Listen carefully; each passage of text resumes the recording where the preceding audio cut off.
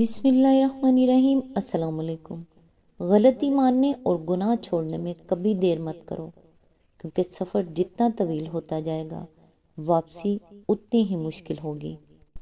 نصیحت وہ سچی بات ہے جسے ہم کبھی غور سے نہیں سنتے، اور غیبت وہ بدترین دھوکہ ہے جسے ہم پوری توجہ سے سنتے ہیں۔ اگر دنیا فتح کرنا چاہتے ہو تو اپنا لہجہ دھیما رکھو، کیونکہ لہجے کا اثر تلوار سے بھی زیادہ ہوتا ہے۔ الفاظ کا چناؤ سوچ سمجھ کر کریں۔ آپ کے الفاظ آپ کی تربیت، خاندان اور مزاج کا پتہ دیتے ہیں۔ بے لگام الفاظ بے لگام جانور کی طرح ہوتے ہیں۔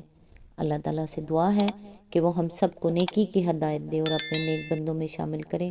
اللہ تعالیٰ آپ کو اور آپ کے تمام اہل و عیال کو اپنے حفظ و امان میں رکھے، آمین۔ آج انشاءاللہ سورہ الاحزاب کی آیت نمبر 35 کی تفسیر، جو پچھلی ویڈیو میں تھوڑی سی بیان ہو چکی ہے، باقی کی اس ویڈیو میں بیان کرتے ہیں۔ اعوذ باللہ من الشیطان الرجیم، بسم اللہ الرحمن الرحیم۔ آیت میں لفظ ہے صدقہ دینے والے ہیں۔ اس سے مراد صرف فرض زکوٰۃ ادا کرنا ہی نہیں ہے، بلکہ عام خیرات بھی اس میں شامل ہے۔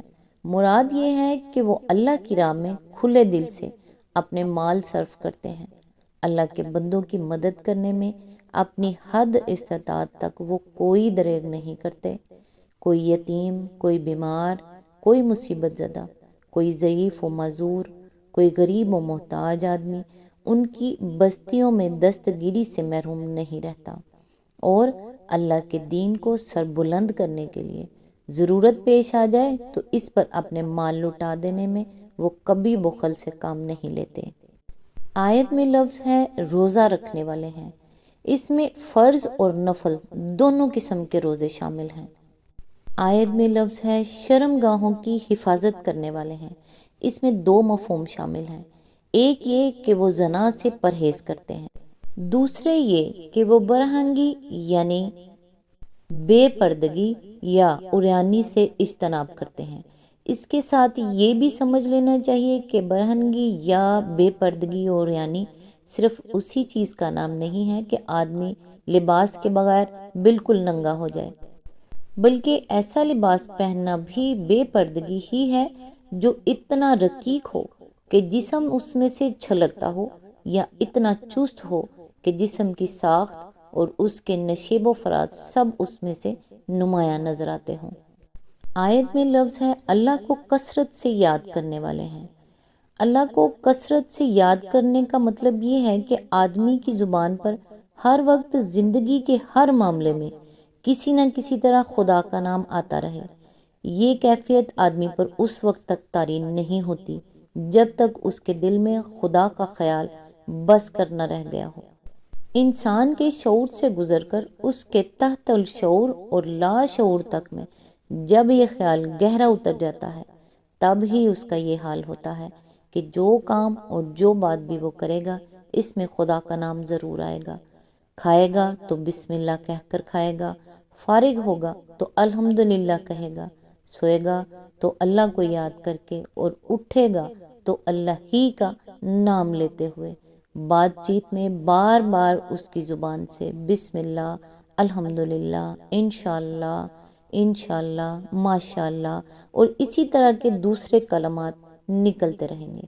اپنے ہر معاملے میں اللہ سے مدد مانگے گا، ہر نعمت ملنے پر اس کا شکر ادا کرے گا، ہر آفت آنے پر اس کی رحمت کا طلبگار ہوگا، ہر مشکل میں اس سے رجوع کرے گا، ہر برائی کا موقع سامنے آنے پر اس سے ڈرے گا، ہر قصور سرزد ہو جانے پر اس سے معافی چاہے گا، ہر حاجت پیش آنے پر اس سے دعا مانگے گا، غرض اٹھتے بیٹھتے اور دنیا کے سارے کام کاج کرتے ہوئے اس کا وظیفہ خدا ہی کا ذکر ہوگا۔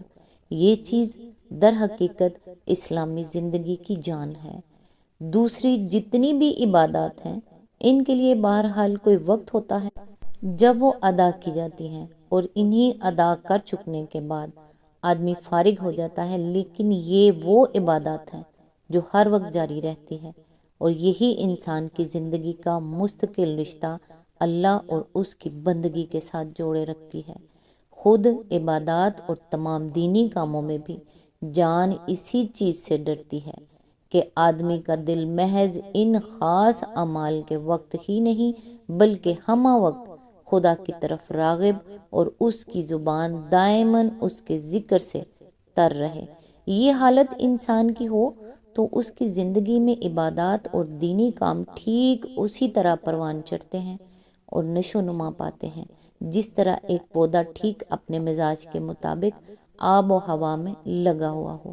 اس کے برعکس جو زندگی اس دائمی ذکر خدا سے خالی ہو، اس میں محض مخصوص اوقات میں یا مخصوص مواقع پر ادا کی جانے والی عبادات اور دینی خدمات کی مثال اس پودے کی سی ہے جو اپنے مزاج سے مختلف آب و ہوا میں لگایا گیا ہو اور محض باغبان کی خاص خبر گیری کی وجہ سے پل رہا ہو۔ اسی بات کو نبی صلی اللہ علیہ وآلہ وسلم ایک حدیث میں یوں واضح فرماتے ہیں کہ معاذ بن انس جہنی روایت کرتے ہیں کہ ایک شخص نے رسول اللہ صلی اللہ علیہ وآلہ وسلم سے پوچھا کہ یا رسول اللہ، جہاد کرنے والوں میں سب سے بڑھ کر اجر پانے والا کون ہے؟ فرمایا، جو ان میں اللہ تعالیٰ کو سب سے زیادہ یاد کرنے والا ہے۔ اس نے عرض کیا، روزہ رکھنے والوں میں سب سے زیادہ اجر کون پائے گا؟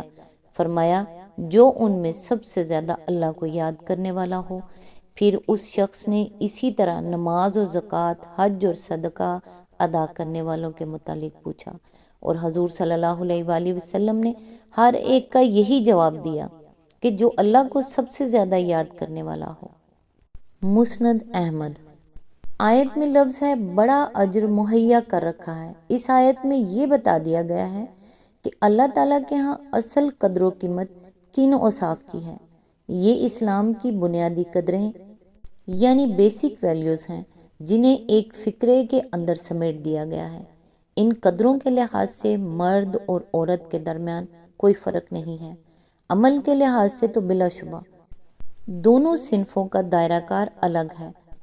مردوں کو زندگی کے کچھ شعبوں میں کام کرنا ہے اور عورتوں کو کچھ اور شعبوں میں، لیکن اگر یہ اوصاف دونوں میں یکساں موجود ہوں تو اللہ تعالیٰ کے ہاں دونوں کا مرتبہ یکساں اور دونوں کا اجر برابر ہوگا۔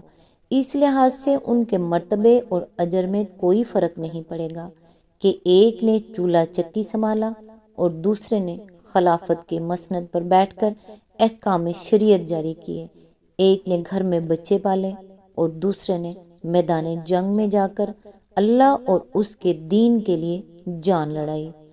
آیت نمبر 35 کی تفسیر یہاں کمپلیٹ ہوئی، لہٰذا نیکسٹ انشاءاللہ آیت نمبر 36 سے سٹارٹ کریں گے۔ تب تک کے لیے دعاؤں میں یاد رکھیے گا۔ اللہ حافظ۔